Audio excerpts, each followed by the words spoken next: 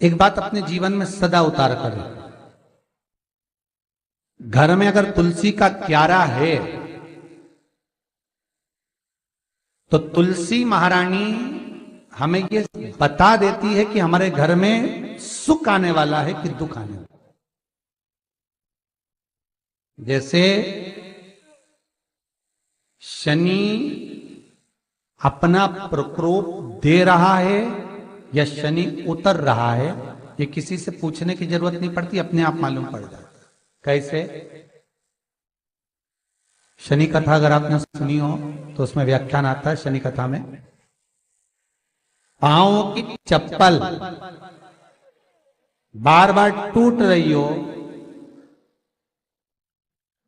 कमर से नीचे जो वस्त्र पहने हो वो फट रहे हो, कहीं पजामा है, धोती है, आदि वस्त्र हैं, कपड़े हैं, वो अपने आप फट, आज के जमाने में तो फटे फटाए पहनते हैं लोग, फैशन।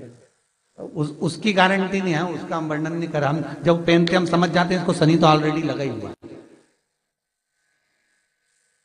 जब उनका घुटना घुटनी सब फटा हुआ दिखता है तो उसमें लग जाता है कि शनि पहले से लग गया बापड़ा, उनके पहने से तो मालूम पड़े। शनि का नियम है, शनि कथा कहती है पांव की चप्पल बार बार टूट रही हो, घिस गई हो, बद्दी टूट रही हो, कुछ कर रही हो, और अगर कमर से नीचे जो वस्त्र पहने हो वो अपने आप फट रहे हो, समझ लेना कि शनि पांव से प्रवेश कर रहा, मतलब अपनी प्रखरता शनि दिखा रहा। किसी मंदिर में गए महाराज और वहां जाने पर चप्पल चली गई तो समझ लेना शनि की कुदृष्टि अब पड़ना बंद होना चालू हो गया। कितना सुंदर कहा है महाराज। जूता चप्पल आज के जमाने में तो फैशन हो गई साहब, घर की चप्पल अलग होती है, बाहर की चप्पल अलग होती है। लोग घर में चप्पल किचन तक में पहन के जाते हैं। अरे पानी ले जाओ सीओर से। रसोई घर में लोग चप्पल पहन कर जाते हैं, जहां भगवान का प्रसाद बन रहा है, जहां अन्नपूर्णा निवास कर रही है, और पूछो तो करे किचन की चप्पल है तो माथे पे रख लो। तुम अपनी मां को जरूर देखना है एक बार, वो बूढ़ी मां कितनी बार किचन में चप्पल पहन कर गई, मुझे जरूर फोन कर कर बताना। बूढ़ी मां रसोई घर में आज भी बिना चप्पल के जाती है, और बहुओं की कहीं एड़ी नहीं फट जाए, ठंड नहीं बैठ जाए, इसलिए ये रसोई घर तक में चप्पल पहनकर जाती है। सूर्य नारायण की कथा पढ़ना, शनि महाराज की कथा पढ़ना, और गरुड़ पुराण की कथा पढ़ना, जिन जिन कथाओं का हम व्याख्यान कर रहे हैं उसको पढ़ना जरूर हो। क्या लिखा है? घर के अंदर जब चप्पल जाती है, रोग, बीमारी, कष्ट, तकलीफ चालू हो जाती है। तुमने चप्पल क्यों पहनी? ठंड नहीं बैठ जाए, रोग नहीं बैठ जाए। घर के अंदर उतना बढ़ गया, एक कालीन बिछा दो, एक दरी बिछा दो, मोटा आसन बिछा दो, जिस पर तुम चल लो। जरूरी है कि कई कई लोगों को तो हमने ये भी देखा कि कालीन पर भी चप्पल पहन के चलते, और ब्राह्मणों को भोजन परोस रहा है, गुरुजन को भोजन परोस रहा है, ठाकुर जी की थाली बना रहा है, ठाकुर जी का थाल लगा रहा है, तो भी चप्पल है पांव में। तेरा क्या होगा रे कालिया, क्या होगा? विचार तो करो। देह पड़ी रे जाए यहीं पर, फिर कुंडल और नगीना, क्या हरि नाम नहीं तो जीना। अभी भी सुधर जाओ रे, अभी भी सुधर जाओ, नहीं सुधरो तो सिधर जाओ रे, या तो सुधरो नहीं तो सिधरो, थोड़ा सुधरो। रसोई घर में अन्नपूर्णा रहती है, रसोई घर में शिव महापुराण की कथा कहती है जब भगवान शंकर को मां जगत जननी भोजन करा रही थी, शंकर जी ने वर मांगा था अन्नपूर्णा का। हे अन्नपूर्णे, तुम मेरे घर के बच्चों का भरण पोषण कर रही है। इस मृत्यु लोक में जितने मनुष्य जन्म लेते हैं ये मेरे पुत्र कहलाते हैं। तो अन्नपूर्णा ने कहा, चिंता मत करना भोलेनाथ, जिस जगह पर एक स्त्री, बेटी, कन्या या घर की बहू या बूढ़ी माँ भोजन बनाएगी, उस जगह पर मैं अन्नपूर्णा उसके शरीर में प्रवेश करूंगी। रसोई घर नहीं होगा, वो मेरा और तुम्हारा मंदिर कहलाएगा। अब मंदिर में चप्पल पहनकर भोजन का निर्माण करना ये श्रेष्ठता। एक आसन पटक लो आप रसोई घर के अंदर, जिस आसन पे खड़े होकर आप भोजन बना लो, मोटा सा आसन रख लो, चप्पल की जरूरत ही नहीं।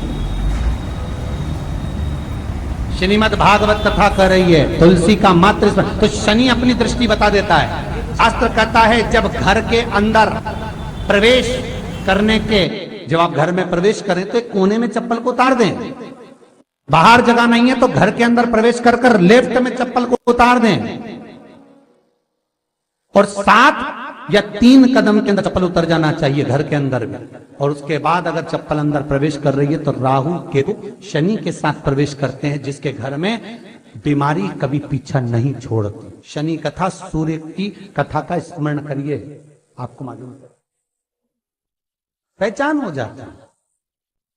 महाराज तुलसी बता देती है कि आपके घर की दशा क्या है।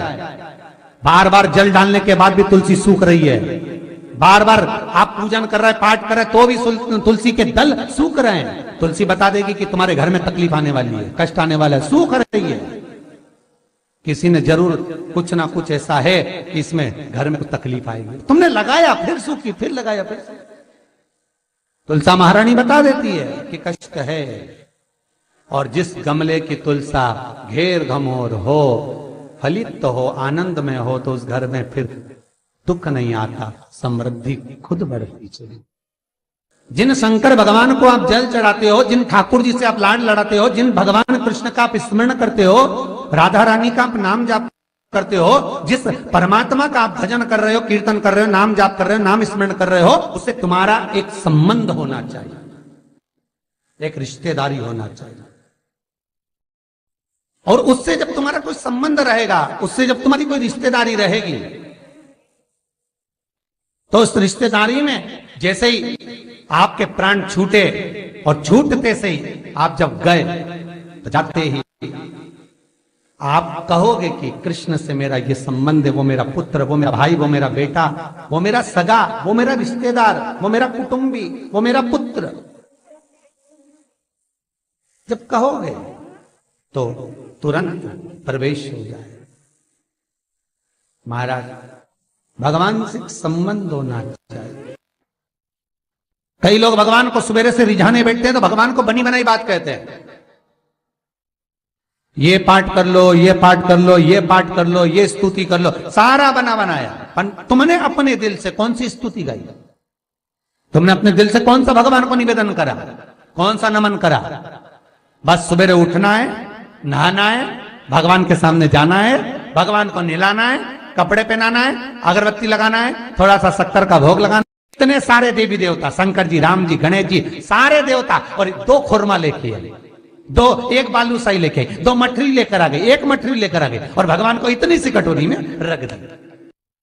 अब बोले, कई लोगों से पूछा, इतनी सी कटोरी में 1 मठरी, 1 खुरमा, और रोज मठरी खुरमा एक साथ नहीं रखती। वो तो आज दिन मठरी का भोग लगा दिया, कल खुरमे का लगाएगी, परसों गुजिया का, परसों पपड़िया का, कोई डब्बे में भरे भराए रखे, रख दिया।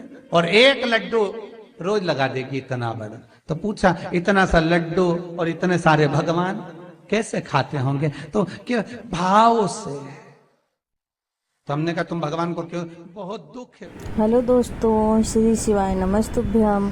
प्लीज़ हमारे चैनल को लाइक, शेयर एंड सब्सक्राइब करें। धन्यवाद।